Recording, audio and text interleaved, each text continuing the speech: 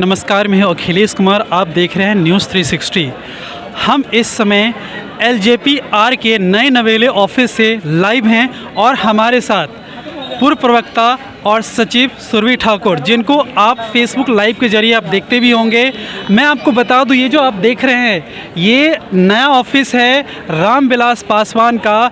जो बंगला था 12 जनपद में, उसको शिफ्ट करके भारत सरकार ने सांसद चिराग पासवान को 71 नॉर्थ एवेन्यू में शिफ्ट कर दिया गया है। हमारे साथ पूर्व प्रवक्ता है, इनसे पूछेंगे कि इन सब के पीछे क्या था, कुछ बताइए, ताकि जानना चाहती है, पूरा देश जानना चाहता है कि आखिर ऐसा क्या था। 3 दशकों से वहाँ पे स्टेबल था ऑफिस, सर्टनली ऐसा क्या हो गया कि सरकार को बदलना पड़ गया, शिफ्ट करना पड़ गया। अगर हमारे नज़रिए से, हमारे दृष्टिकोण से पूछिएगा तो चिराग जी का तेज है जो सबको विचलित कर रहा था।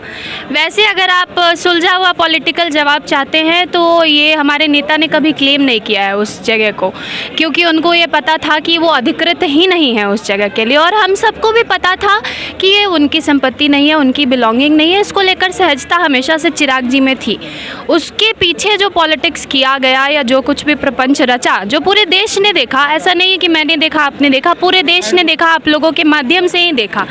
तो तरीके से ऐतराज़ ज़रूर हम लोगों को हुआ था, तरीके से ज़रूर हम लोग आहत हुए थे, लेकिन ये चीज़ तो होनी ही थी। तो इसमें कोई बड़ी बात नहीं है। और कोई कितना भी कोशिश कर ले चिराग पासवान को तोड़ने का, कोई बंगला चिराग पासवान की पहचान नहीं हो सकती, कोई बंगला रामविलास पासवान का पहचान नहीं हो सकता।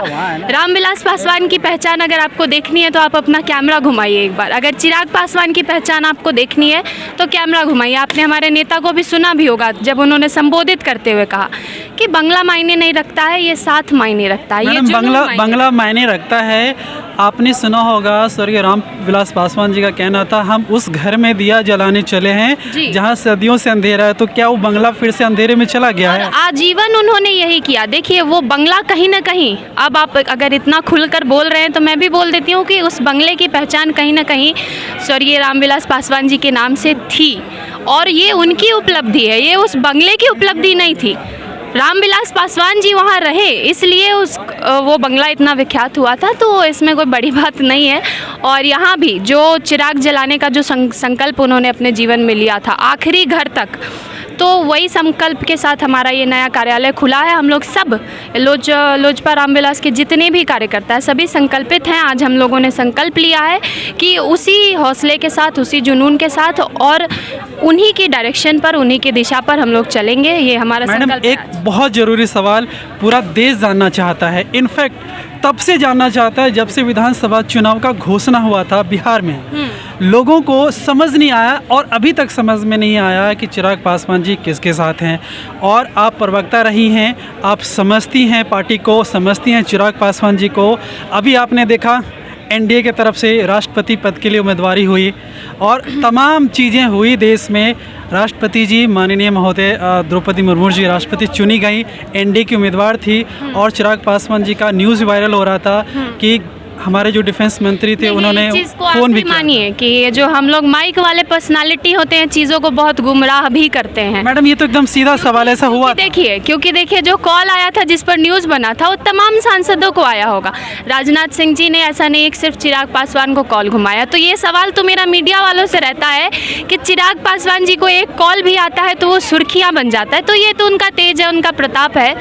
और बाकी जो सवाल आपने कहा कि विधानसभा की बात आपने की, चिराग जी किसके साथ है, इसका जवाब इतना सरल है। हमको नहीं पता कि इतना क्यों मुश्किल है लोगों के लिए समझना इस बात को, क्योंकि चिराग पासवान बिहार की जनता के साथ है, उनके हित के साथ है। हमारा एक ही मकसद है, एक ही मोटिव है कि हमारा जो मैनिफेस्टो है उसको हम जब तक मैनिफेस्टेशन में नहीं लेकर आएंगे, जो Bihar first, Bihari first vision document की हम लोग बात करते हैं, जो कोई भी उसको तवज्जो देगा क्योंकि वो बिहार के हित में है, उसके साथ हम लोग रहेंगे। ये और गठबंधन का प्रारूप अभी से कुछ तय नहीं है। अभी से हम लोगों की प्राथमिकता सिर्फ यही है कि संगठन पर ध्यान दें, संगठन विस्तार पर ध्यान दें और जो हमारा विज़न डॉक्यूमेंट है वो उस पर लगातार काम कर रहे हैं उसके कब साथ। क्लियर हो जाएगा कि चिराग पासवान जी एनडीए के साथ हैं या आरजेडी के साथ हैं? अभी मैंने कहा कि चिराग पासवान जी अब किंग मेकर की भूमिका में बिहार में हैं। ये चीज़ हर कोई समझता है इस बात को, और हमारी तरफ से ओपन है कि भाई हमारे विज़न डॉक्यूमेंट को जो जगह देगा हम उसके साथ है, क्योंकि हमारी जो कार्यशैली है वो कम्प्लीटली बिहार को समर्पित है,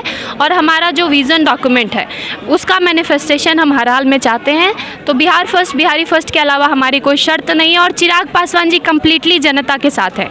आखिरी सवाल जी, आखिरी सवाल, 12 जनपद था, बंगला था, बहुत दिनों से था, काफ़ी स्पेस था, और ये एक छोटा सा जगह है, यहाँ पार्टी को बिल्ड करने में क्या कुछ दिक्कतें आ सकती हैं, कुछ बताएंगे आप इसके बारे में? देखिए, दिक्कत तो कोई नहीं आएगी, क्योंकि जिस प्रकार से लोगों में जुनून है, जिस प्रकार से लोगों का समर्पण है हमारे स्वर्गीय नेता के टुवर्ड्स या हमारे माननीय राष्ट्रीय अध्यक्ष के टुवर्ड्स, ये मतलब अतुल्य है। उनको लेकर जो प्रेम है लोगों के दिल में वो बहुत मायने रखता है, और बंगला छोटा हो बड़ा हो कोई फ़र्क नहीं पड़ता है भाई मेरे, कार्यकर्ता उसी जुनून के साथ खड़ा रहेगा हर बंगले पे। तो कार्यशैली मैटर करती है, और हमारा ध्यान भी कार्यशैली पर है, ये सब दिखावे में हम लोग नहीं रहते। लोग ये भी कहते हैं कि चिराग पासवान जी एक्टर थे, उन्होंने मूवी बनाई थी, और शायद वही उनका जो बॉडी लैंग्वेज है यहाँ भी वो यूज़ करना चाहते हैं, इसीलिए सब कुछ मैसअप हो जाता है। देखिए, मुझे आज तक कोई ये नहीं मिला जो चिराग पासवान जी को जानता हो या उनसे मिला हो और इस प्रकार की बात उनके बारे में कह दें, क्योंकि एक जो सहजता होती है, एक जो शालीनता होती है व्यक्तित्व का, वो पूर्ण रूप से कैरी करते हैं, और वो ऑर्गेनिक है भाई, वो रॉ है।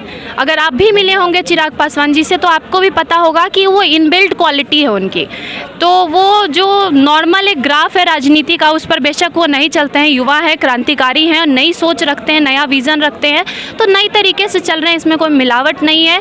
और जनता, बिहार की जनता जवाब दे रही है इस चीज़ का धीरे धीरे, मुझे लगता है, और सही समय जब आएगा, जब असली अग्नि परीक्षा होगी, तो उसमें पता चल जाएगा सबको, दूध का दूध पानी का पानी हो जाएगा। बिहार के नेता प्रतिपक्ष तेजस्वी यादव जी ने शादी कर लिया, चिराग पासवान जी के बारे में क्या आप कहना चाहेंगी? उनका क्या इस बारे में ख्याल है, क्योंकि अब वो चाहती होंगी कि मम्मी है उनकी सेटल करे लाइफ?